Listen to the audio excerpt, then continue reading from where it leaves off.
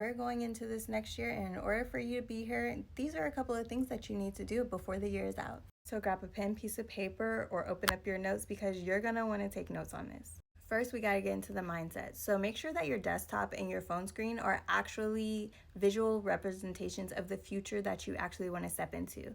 Making sure that you have something as accessible as this keeps going into the subconscious mind, and it tells the subconscious mind like, hey, this is actually a part of our reality, so let's bring everything that aligns to this right here. Plus, it looks aesthetically pleasing, and y'all know I love a good aesthetic.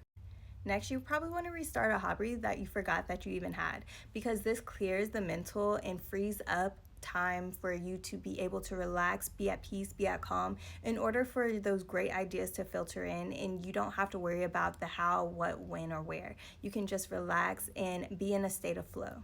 Very important, you need to check your finances before this year is over. And you also need to plan on your savings and investment plan for the following year, because we don't want any surprises, and we want to make sure that we're holding ourselves accountable and sticking to what we are actually say we're going to do. Because guess what? We're stepping into being her. That doesn't mean that we're guessing, that means we're actually deciding. I need you to revisit one of those unfinished projects that you forgot about earlier this year. And it's okay, because we're coming back to it. Either finish it or decide to just cut it off and delete it completely, because we don't want that taking up mental real estate. Next, I need you to make you a life archive folder. And this can be quotes, memories, verses, anything that you want to put in there that represents what you enjoyed about this life, and capture all of the memories of this year. Next, I need you to go to a cafe or a different environment and write down your innermost thoughts. Be completely honest with yourself, because this is a part that is going to be very important for your reflective stage. Don't hold back. Another very important one, create an anti-bucket list. And what is that? That is comprised of the things that you will not be doing anymore, your non-negotiables. Things that just don't serve you, things that are not putting you in the best light, things that are not moving you forward to being her, being the version of yourself that you truly align with, and being the version of yourself that you want to live out on a day-to-day basis. Clean out your notes app, because it's not a diary, and I need you to highlight your top 3 things so that way you can revisit them and expand on them later. Next, I want you to write your younger self a letter. What have you accomplished? Tell her everything that you have been going through, and tell her how proud you are of her.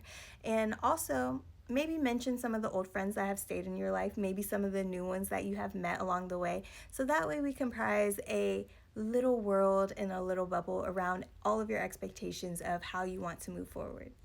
Next, find a new location, a new local cafe, a bookstore, some type of coffee shop, anything that is going to be your spot, and claim it.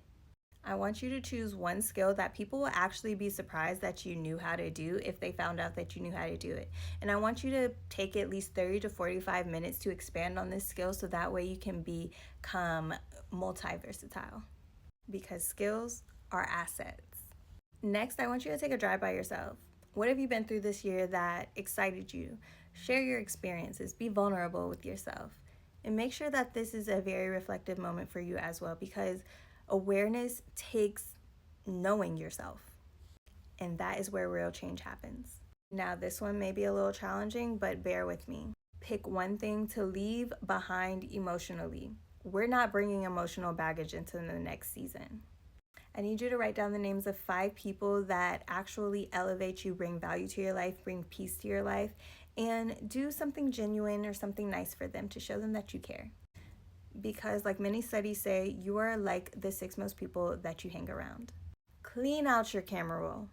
And I know you don't want to, but I promise you, you're going to feel so much better and so much lighter after you do. Now you can create more memories. Choose a book and finish it before the year is out, okay? We're going into this new year elevated. Next, I want you to journal this prompt. I want you to picture that it's December 31st of 2026. Where do you want to be? Who do you want to be with? What will be your work? What will your bank account and your investment portfolio actually look like? Who will you be helping?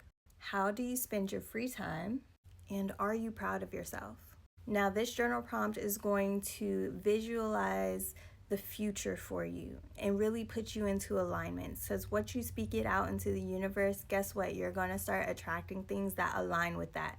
And baby, you have a whole year in order to make it happen. That doesn't mean be lazy. We're getting on the ball now. And lastly, I want you to take a photo of the last 30 days of the year and turn it into a reel or a scrapbook, because you're going to want to come back to this and say, I knew I was going to do this. So yeah, get to it.